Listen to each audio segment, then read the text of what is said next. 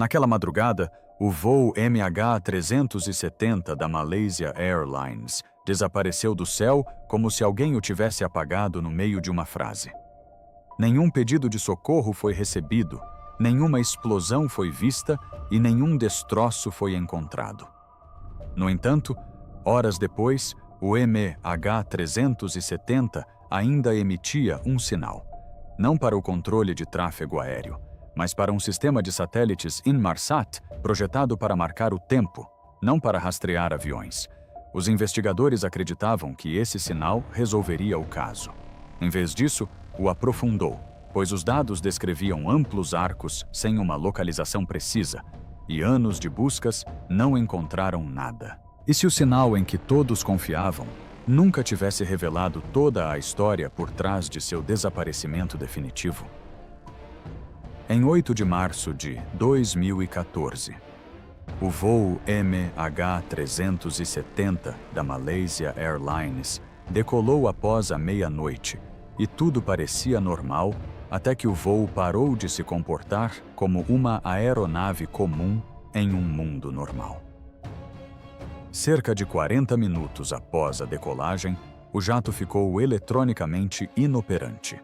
O sinal do transponder desapareceu, o contato via rádio foi interrompido e o rastro familiar que mantém os aviões comerciais visíveis para os controladores simplesmente sumiu, deixando apenas perguntas no espaço onde deveriam estar as respostas. Mas a aeronave não desapareceu completamente, pois uma rede de satélites continuou recebendo sinais silenciosos muito tempo depois do término do contato por radar.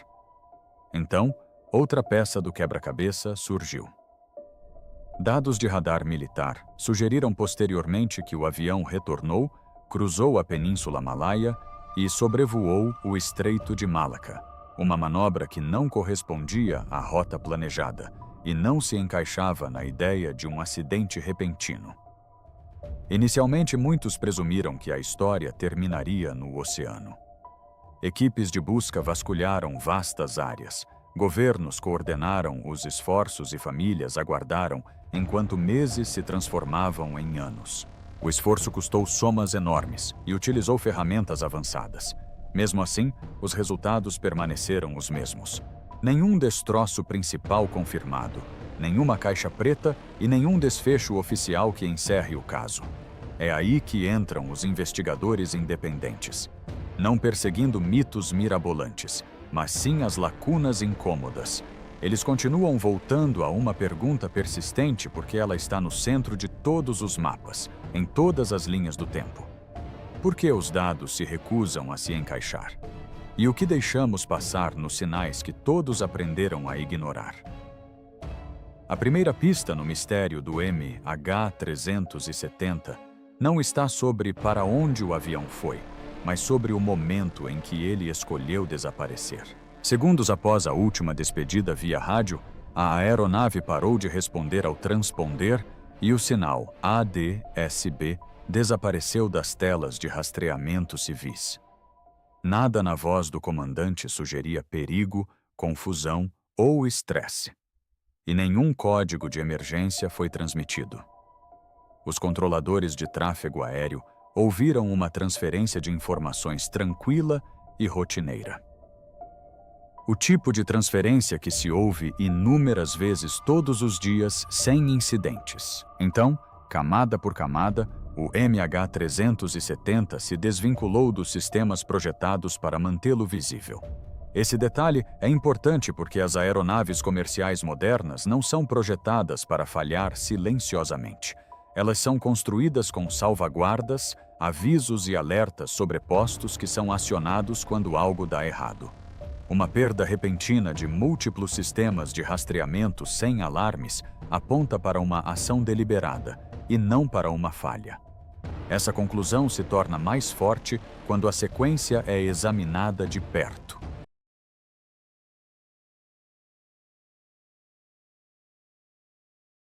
Os sistemas desligaram-se de forma limpa, um após o outro, de uma maneira que sugere intencionalidade em vez de caos. Pilotos comerciais não desativam aleatoriamente equipamentos de rastreamento durante o voo. Esses sistemas existem para evitar colisões e gerenciar o espaço aéreo congestionado, e desligá-los cria um risco imediato. Fazer isso coloca em perigo não apenas aquela aeronave, mas todas as outras aeronaves que compartilham o céu. O momento do desligamento aprofunda ainda mais o mistério. Ocorreu em um ponto de transferência entre duas regiões de controle de tráfego aéreo. Nesse momento, a responsabilidade muda de mãos entre os países e qualquer confusão pode atrasar uma resposta coordenada. Desaparecer precisamente nesse instante ganha tempo antes que os alarmes sejam acionados e as perguntas comecem. Durante anos, esse único ato moldou a forma como o mundo entendeu o caso. Se os sistemas foram desligados de dentro da cabine de comando, muitos presumiram que a resposta era óbvia. O piloto devia ter feito isso e a história terminava ali. Essa suposição se consolidou com o tempo, mesmo quando outras peças se recusavam a se encaixar. O que muitas vezes passa despercebido é o quão controlada a situação parecia naqueles momentos finais. Uma verdadeira emergência geralmente se anuncia por meio de urgência, ruído ou comunicação frenética. O voo MH370 não apresentou nenhum desses sinais, o que indica planejamento em vez de pânico. Os investigadores também observam que desativar ambos os sistemas exige conhecimento de procedimentos, não instinto. Requer familiaridade com as operações da aeronave e acesso pelo interior do avião. Isso eliminou interferências externas naquele momento e concentrou o foco no interior da aeronave. No entanto, concentrar o foco muito cedo pode ocultar o que vem a seguir, porque o silêncio não era o fim da história do MH370. Apenas 2 minutos após o desaparecimento da aeronave do radar secundário, um sistema diferente voltou a funcionar silenciosamente.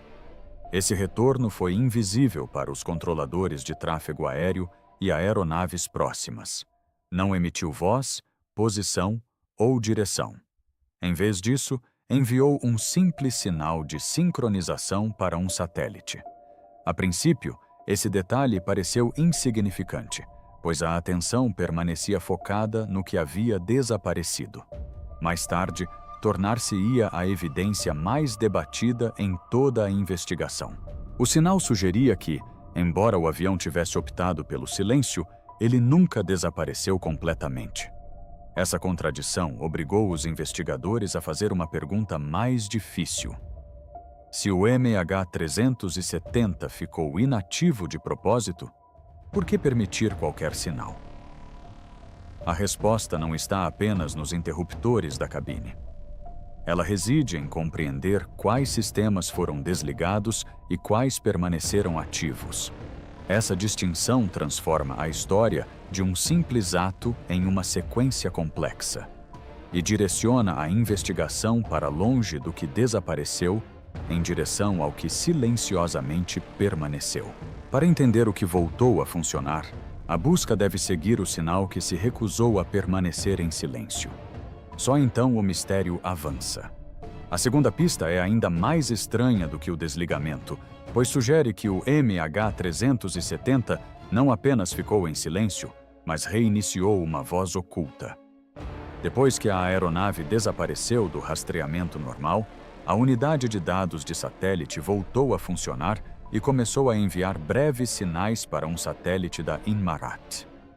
Para a maioria das pessoas, isso soa como um pequeno detalhe técnico, mas dentro de um Boeing 777 é algo muito importante, pois esse equipamento não faz parte do funcionamento diário dos voos. Os pilotos não o utilizam para navegação, não o utilizam para comunicar com o controle de tráfego aéreo. E muitas tripulações poderiam voar durante toda a carreira sem nunca precisarem de o tocar. Isso é importante porque uma reinicialização não é algo que acontece por acidente em segundo plano, como um telemóvel que reinicia no bolso. Neste caso, os dados de registro apontam para um ciclo de energia, o que significa que a unidade perdeu energia e depois reiniciou. Para os investigadores, esse simples fato tem peso, porque indica que alguém cortou a energia do sistema ou acionou uma reinicialização que a maioria das pessoas nem sequer saberia que existe. Não se tratava de esquecimento, nem de instinto, pois nada no voo MH370 naquela noite parecia uma resposta de emergência apressada. Se a tripulação estivesse combatendo fumaça, fogo ou uma falha repentina, o cockpit provavelmente soaria diferente e a aeronave provavelmente se comportaria de maneira diferente. Em vez disso, o avião perdeu as luzes em uma sequência limpa e, em seguida, esse sistema separado foi ativado como se tivesse recebido um comando. Eis o ponto crucial para o observador em geral. Os handshakes do INSAT não são sinais de GPS. São verificações de tempo que confirmam se um terminal de satélite está ativo, razão pela qual os investigadores podem usá-los para estimar arcos de distância, mas não resultam num simples ponto num mapa. É por isso que esta reinicialização é tão perturbadora. Não trouxe clareza. Criou um rastro que parece preciso, mas nunca fornece uma posição final. Agora, adicione o fator humano. Pilotos experientes de 777 afirmaram que reiniciar a SDU não é uma manobra normal na cabine de comando. É algo mais próximo do conhecimento de manutenção, o tipo de conhecimento ligado aos sistemas no compartimento de aviônicos e à rede de computadores sob o piso.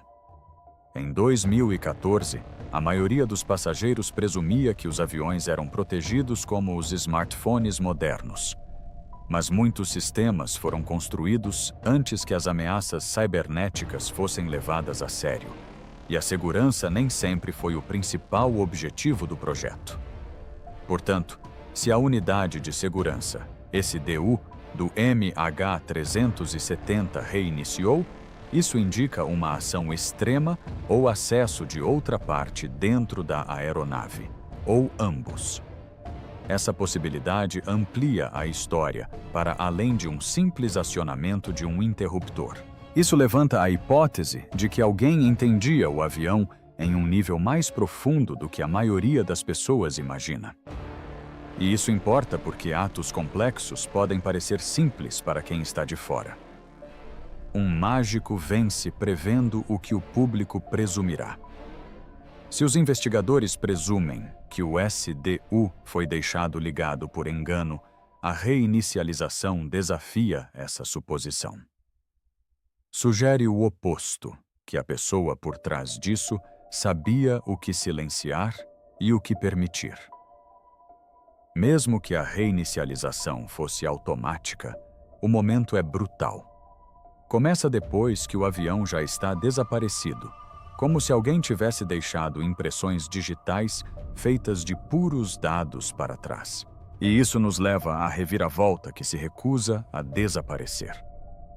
Se o SDU nunca teve a intenção de revelar uma rota, por que foi permitido que ele se comunicasse?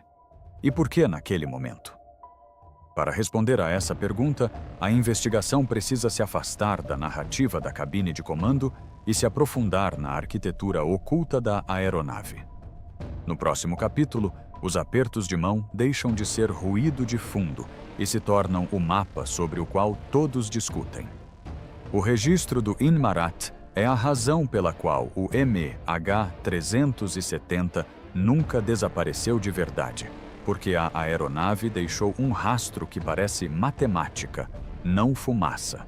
Assim que a unidade de dados do satélite foi ativada, começou a enviar breves sinais para um satélite Inmarat em intervalos regulares, geralmente cerca de uma vez por hora. Esses sinais nunca foram projetados para revelar a localização de um avião. No entanto, eles provaram que a aeronave ainda estava ligada e voando muito tempo depois de ter desaparecido do radar. Cada sinal carrega informações de tempo, e a partir desse tempo, os investigadores podem estimar a distância entre o avião e o satélite.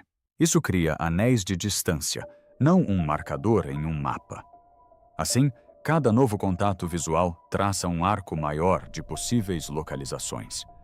Com o tempo, esses arcos formaram um corredor que poderia apontar em duas direções opostas.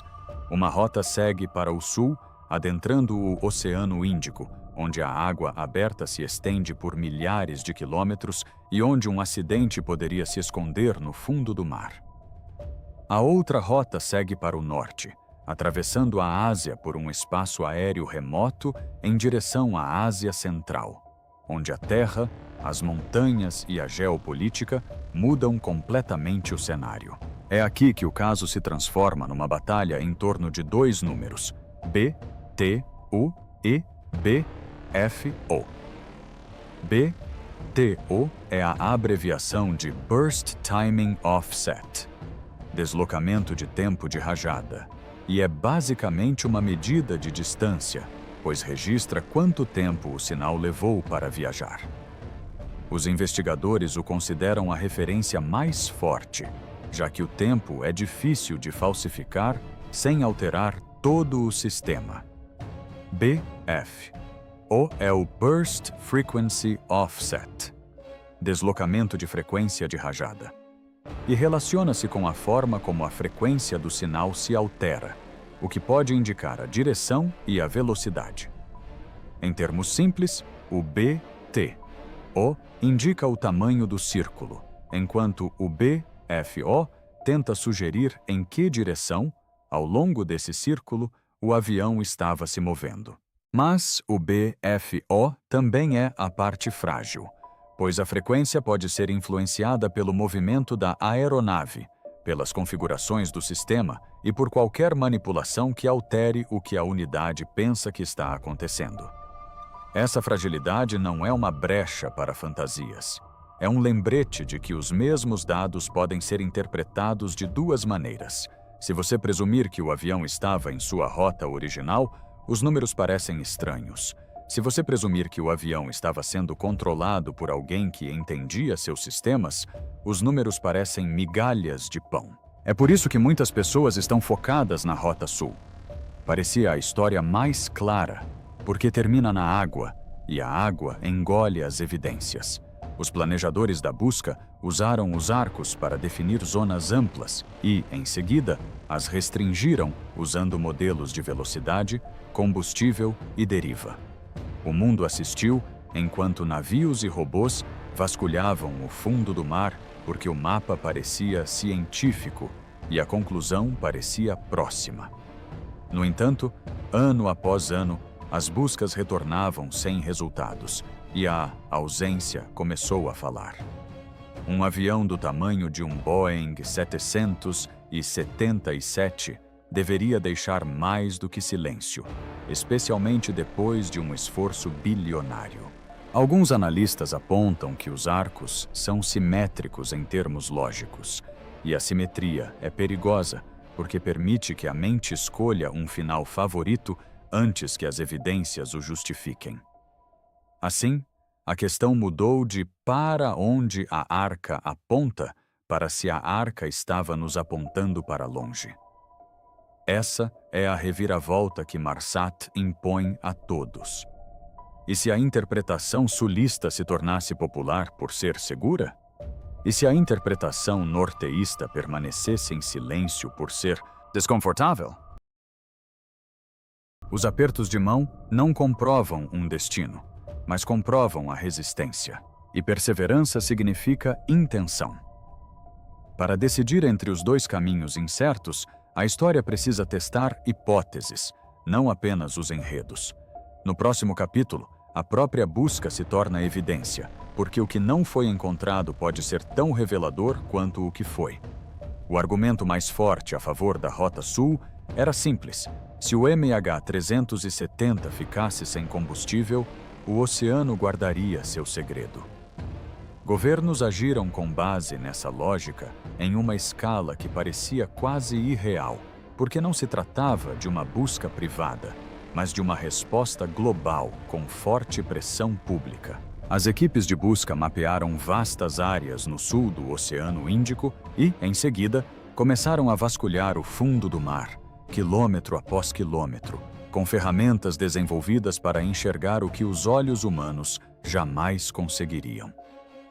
Utilizaram sonar de águas profundas, imagens de varredura lateral e veículos subaquáticos autônomos que sobrevoavam uma grade planejada logo acima do fundo, registrando cada crista e sombra. No papel, parecia o plano perfeito, pois o fundo do mar, em muitas dessas áreas, é relativamente plano e aberto, sem destroços ou relevo acidentado. Se uma aeronave de grande porte atingisse a água e afundasse, suas peças principais deveriam ter permanecido visíveis mesmo depois de anos. Um Boeing 777 não é um objeto pequeno, e seus motores, trem de pouso e estruturas complexas não se desfazem no nada. É por isso que o silêncio nos resultados das buscas se tornou uma espécie de evidência. Ano após ano, as equipes relatavam o mesmo resultado. Varreduras limpas, nenhuma fuselagem, nenhum motor, nenhuma caixa preta. O mundo continuava ouvindo números sobre quilômetros quadrados cobertos e missões concluídas. No entanto, o fato central permaneceu inalterado. Famílias assistiram a um milagre da tecnologia moderna vasculhar as profundezas, enquanto o oceano nada ofereceu em troca. Em alguns relatos, a busca abrangeu dezenas de milhares de quilômetros quadrados e os custos chegaram a bilhões, considerando navios, tripulações, análises e tempo. Esse investimento é importante porque estabelece uma expectativa sobre o que deve ser detectável. É aqui que surge uma questão incômoda, pois aviões normalmente não desaparecem no fundo do mar sem deixar um rastro claro. Mesmo quando os destroços se fragmentam, o sonar ainda consegue detectar campos de detritos, e os investigadores frequentemente encontram um rastro que leva ao núcleo da aeronave.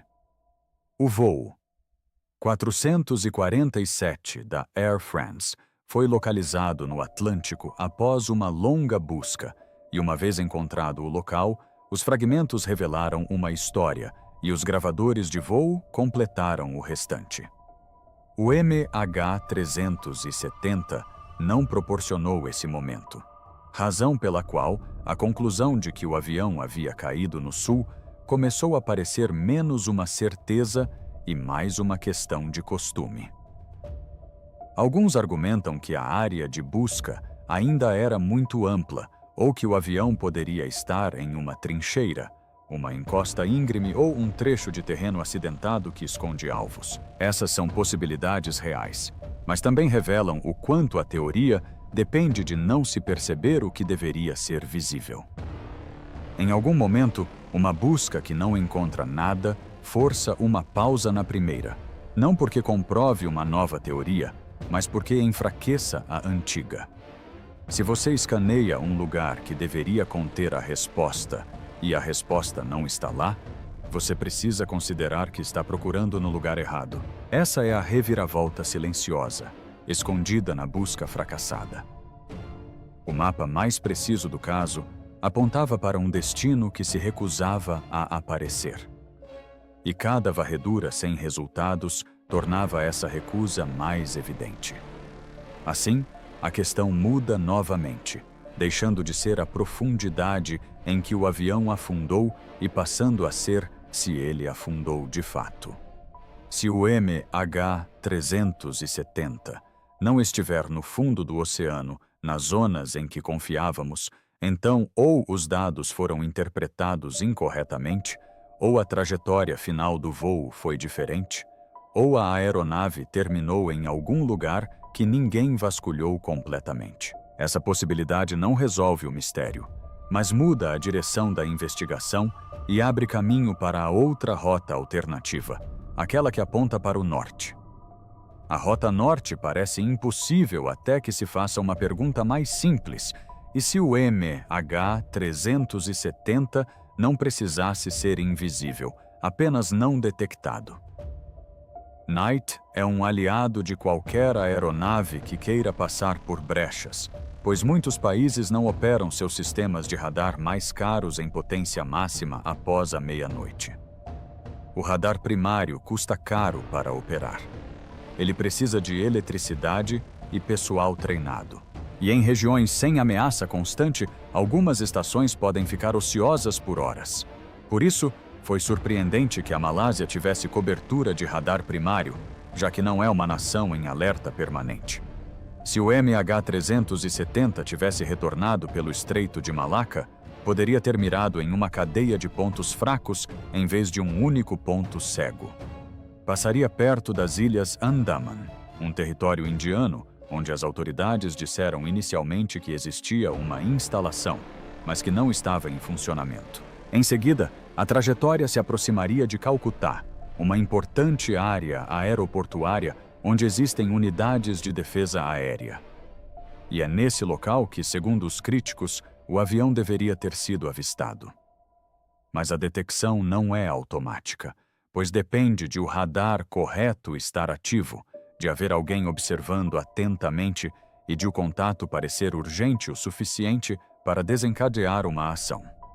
Se o avião então se deslocar para o norte, em direção ao Himalaia, a própria geografia se torna parte da cobertura. As montanhas criam sombras de radar, de modo que a Índia poderia perder um alvo baixo no lado oposto do alcance. E o oeste da China é vasto, alto e difícil de monitorar continuamente. Essa região é frequentemente descrita como um deserto da aviação, um buraco visível nos mapas de tráfego aéreo global. E a razão não é um mistério, mas sim física. Se um jato sofre despressurização da cabine, o procedimento padrão é descer para cerca de 3.000 metros para que os passageiros possam respirar. No entanto, grande parte desse terreno está acima desse limite.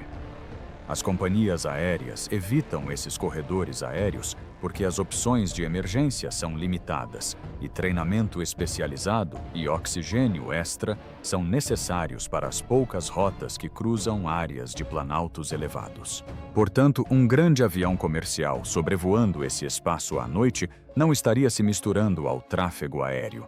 Estaria viajando pelo vazio, e o vazio pode ser mais seguro do que a aglomeração se o objetivo for evitar questionamentos. Mesmo bases militares nem sempre operam em plena prontidão, especialmente em zonas remotas de alta altitude, onde as equipes se revezam e os equipamentos não são mantidos em operação 24 horas por dia. Se um operador de radar detectar um sinal desconhecido, pode não haver caças prontos para decolar, e admitir uma falha na cobertura não é algo que os governos gostem de divulgar. As redes de defesa aérea são sensíveis por natureza, pois o sigilo faz parte da dissuasão. É por isso que a opção norte não é fantasia. É um mapa de hábitos humanos, orçamentos e silêncio. Evitar a detecção não exige ficção científica.